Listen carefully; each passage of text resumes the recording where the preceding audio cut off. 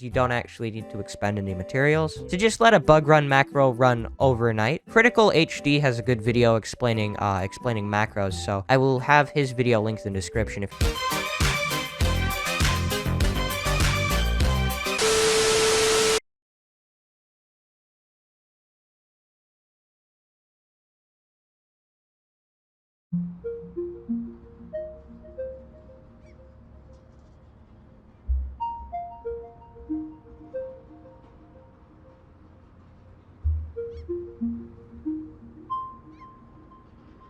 Almost 4 years ago, a Roblox developer was like, "Today I make my own game, and I'm going to call it Simulator." Fast forward 3 months and the front page is littered with all of these low-effort cash grab games that die in less than 2 months. But from these money-hungry developers, there was one that actually knew what he was doing. This developer is none other than Omelette. Before we start, please join my Discord since I want to have the funny number as my member count. Anyways, back to the video. So why was on it any different from the other developers? How can the game keep its community after 7 months of no updates and more than 3 years since it was released? There are a lot of factors, and we will go through them one at a time.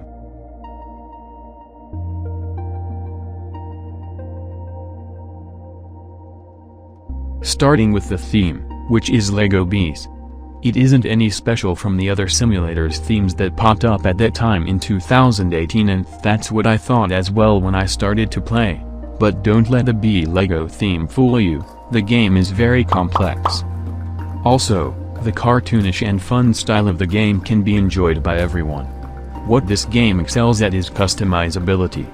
You can create your own hive, with different types of bees, each with their own stats. You can wear gear with different stats. For example, the endgame masks. You can customize your amulets and even customize bees by using mutations and bee quips.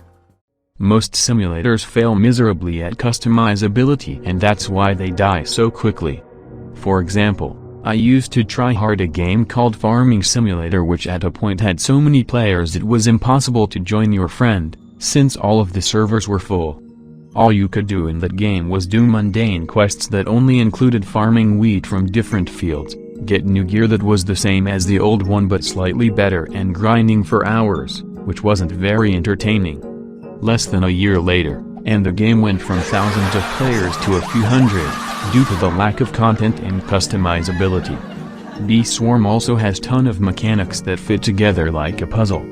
For example, crafting, quests, buffs, passive abilities, energy, bee attack, critical hits, instant conversion, loot luck, honey per pollen, goo, field boost, field wind, field capacity, gifted bees, mutations, radiation, emoticons, bond, sprouts, day, night cycle, music, stats, sparkles, leaves, pollination, movement collection, clouds, cub buddies, battle points and more.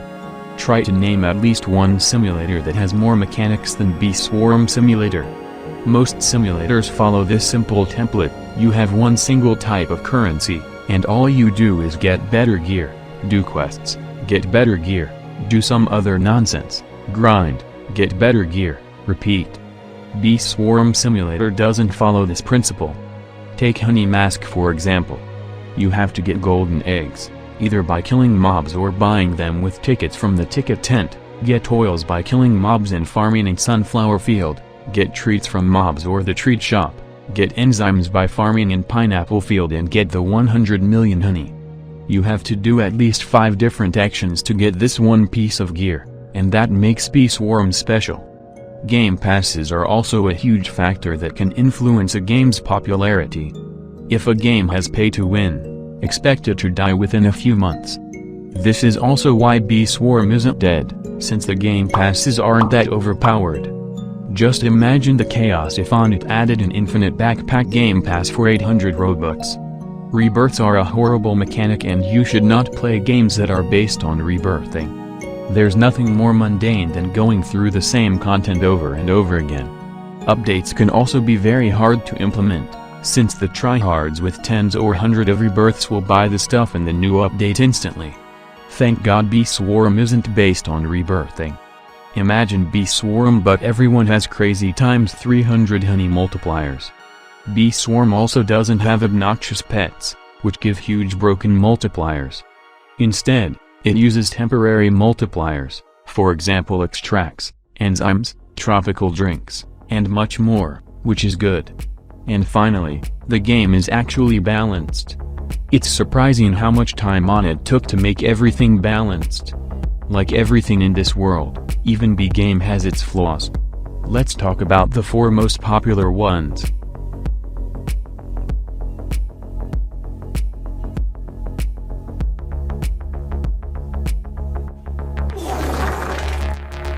Before you comment 50 insults and dislike the video, let me explain. I'm not saying there should be monthly updates, but a 7-month break is a bit extreme. When you get to endgame, everything feels so dry and repetitive. Everyone tells you to start grinding a lot of materials for an update that doesn't exist.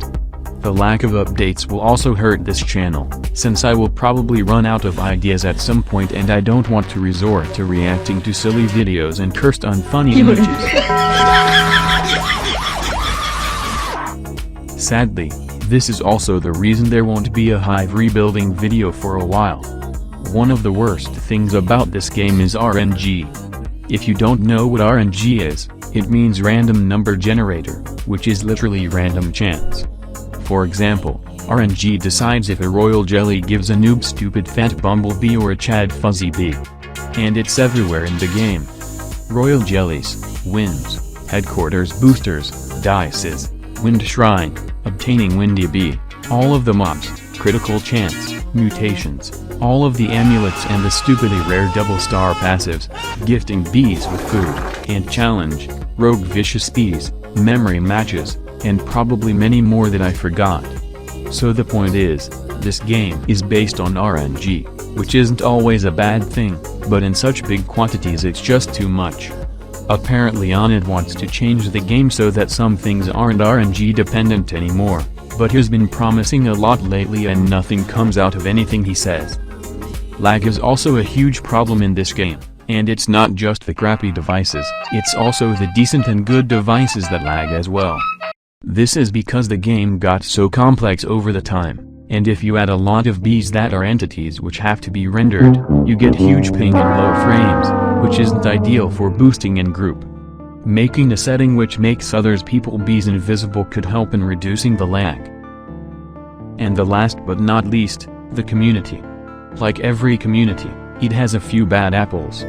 For example, after I made the cringe mixed hive video that you should definitely watch, some person went bananas at Crafter and me because our opinion didn't match with theirs. This is the biggest flaw. This community just can't accept opinions, even I can't. I always go full argument mode when someone tells me puppy bee is good or that I'm dumb and stupid because I dare having an opinion. Besides this, we also have bad memes, for example the blue backpackers meme, which is garbage and it even leads to harassment, which isn't cool.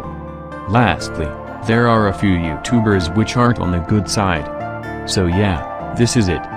Bee Swarm doesn't die because it has well-structured mechanics and addictive gameplay, and you have to play a lot to do everything the game has to offer. You don't finish this simulator in 2 hours, like other simulators.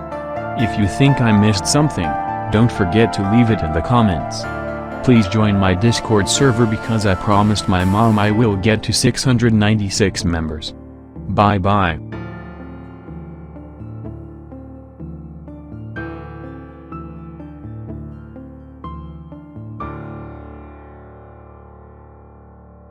The world passed away.